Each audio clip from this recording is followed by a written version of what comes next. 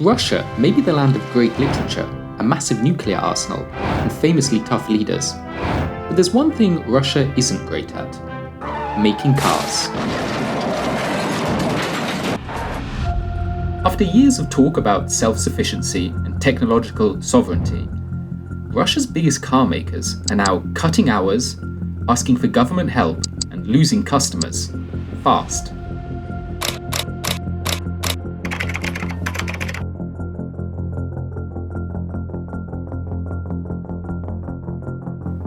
Avtovaz, Russia's largest car maker and manufacturer of the famous Lada, recently had to switch to a 4-day workweek, and it decided to cut down on production plans.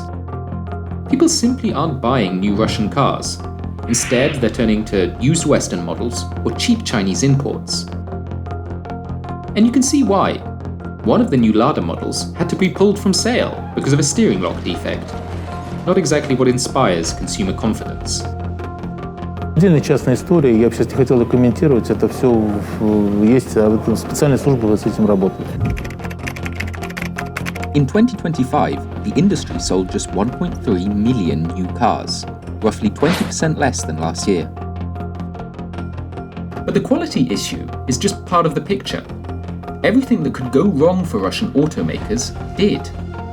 To rein in war-fueled inflation, Russia hiked interest rates, sending borrowing costs soaring and putting car loans out of reach for many buyers. On top of that, local suppliers had to spend more to procure Western parts for their cars because of sanctions. Meanwhile, cheap Chinese vehicles are flooding the market, undercutting Russian brands on price and performance. Put all that together, and you've got an industry that's running far below its potential, and far below the image that the Kremlin likes to project. Здорово. Все предрекали кончину АвтоВАЗа. Ничего не получилось. Russian plants could make up to 3 million cars a year, but in 2025, they barely managed 750,000. Without foreign investors and more money diverted to military rather than civilian needs, Russian car makers are in survival mode. So how did it come to this? Why can't major industrial power like Russia simply build its own cars, like it did in Soviet times? Well, it's not that simple. Let's go back to the USSR.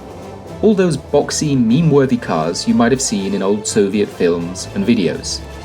Even Ronald Reagan once joked about them. And only 1 out of 7 families in the Soviet Union own automobiles. There's a 10-year wait. And you go through quite a process when you're ready to buy, and then you put up the money in advance.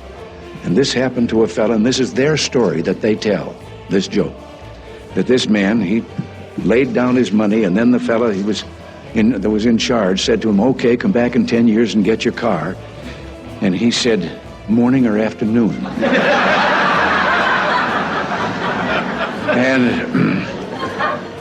And the fellow behind the counter said, well, 10 years from now, what difference does it make?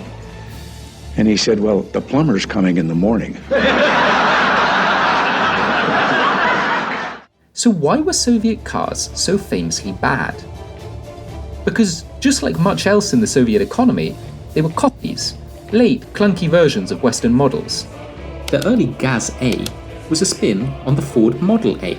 The later upgrade, the Gaz M20 Pobieda, echoed the Opel Kapitän. And the Zhiguli, produced well into the 1990s and still spotted in some Russian towns today, was based on the Fiat 124. To be fair, managing to build their own cars was already an achievement for the Soviets. Few countries at the time could say the same. But they were trapped by their own system, no global supply chains, limited access to technology, and zero competition. That meant no real incentive to innovate. With nearly 300 million people, the Soviet market was big enough to keep factories running, pay workers, and give designers room to churn out new, awkward imitations of Western models. Quality declined quickly, and while Western and later Japanese manufacturers battled it out globally, Soviet plants kept cranking out the same outdated models their citizens had no choice but to buy. And given the last thing that most Soviet citizens were was wealthy, output never really took off. By the late 1980s, the USSR had around 17 million passenger cars, just 59 per 1,000 people, compared to well over 700 per 1,000 people in the US. That's how the industry stumbled along until the Soviet collapse.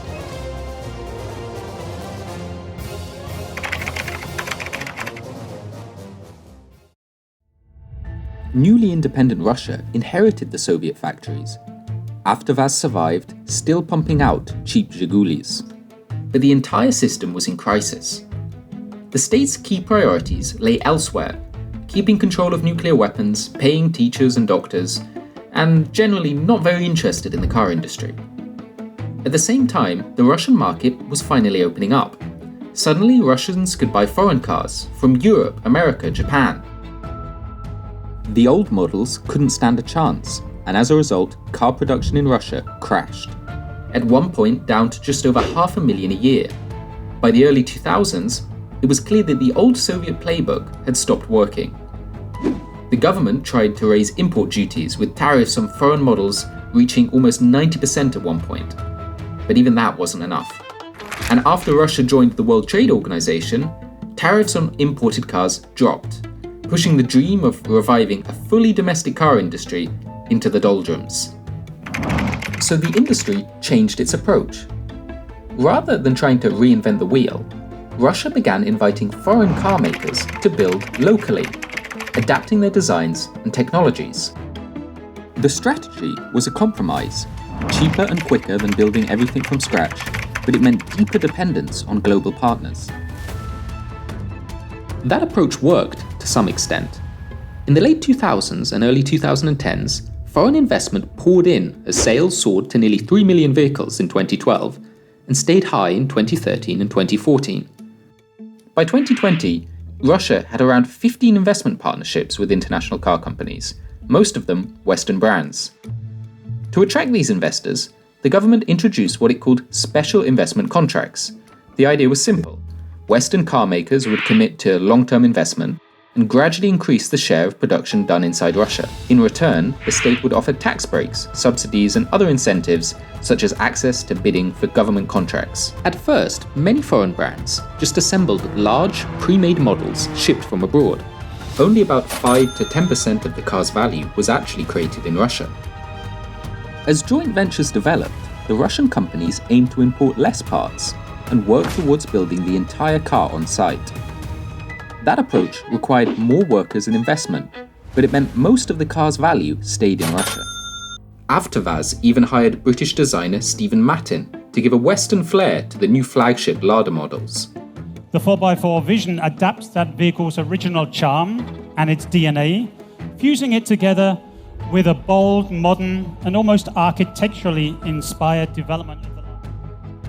Then came Russia's war on Ukraine. Мною принято решение о проведении специальной военной операции. Almost overnight, all those years of investment and cooperation unraveled, leaving Russia's car industry scrambling to pick up the pieces. It is quite a hard decision for us because we have about 7,000 people, loyal people working for us in Russia. We have 3 plants there.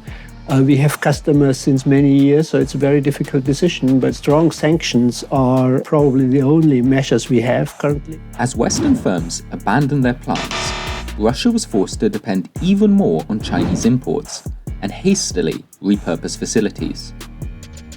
It was almost like the repeat of the 1990s quagmire all over again. Local production fell as Russian factories struggled to bring in components and build cars. To satisfy local demand, Russia is relying increasingly on imports of fully foreign manufactured cars, having more or less ditched all localization plans. In 2021, only 18% of all vehicles sold in Russia were produced abroad. By 2024, that figure had jumped to 60%, almost entirely dominated by Chinese brands.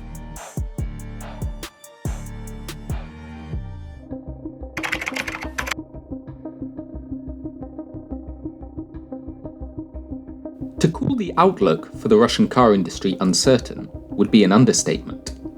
Retooling the factories left behind by Western car makers is costly, and Chinese companies are hesitant to localize their production.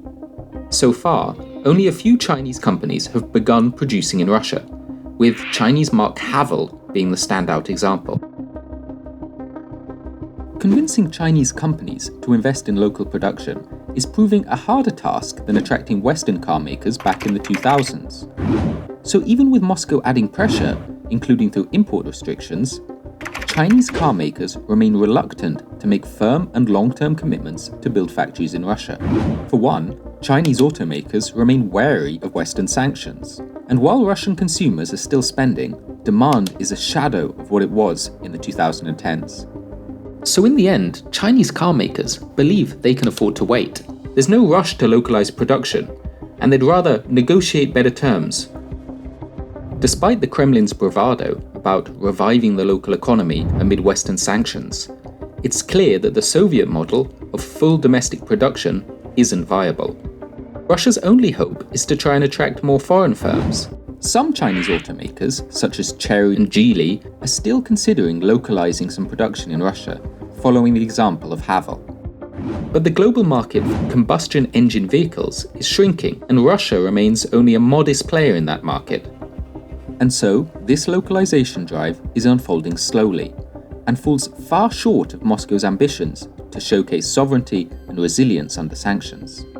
The car factories are still running, but the designs, parts, and capital are increasingly coming from abroad, mostly from China. No matter how the war ends, or what happens to the wider economy, it's clear that car making, as in Soviet times, is never really going to be one of Russia's strong suits.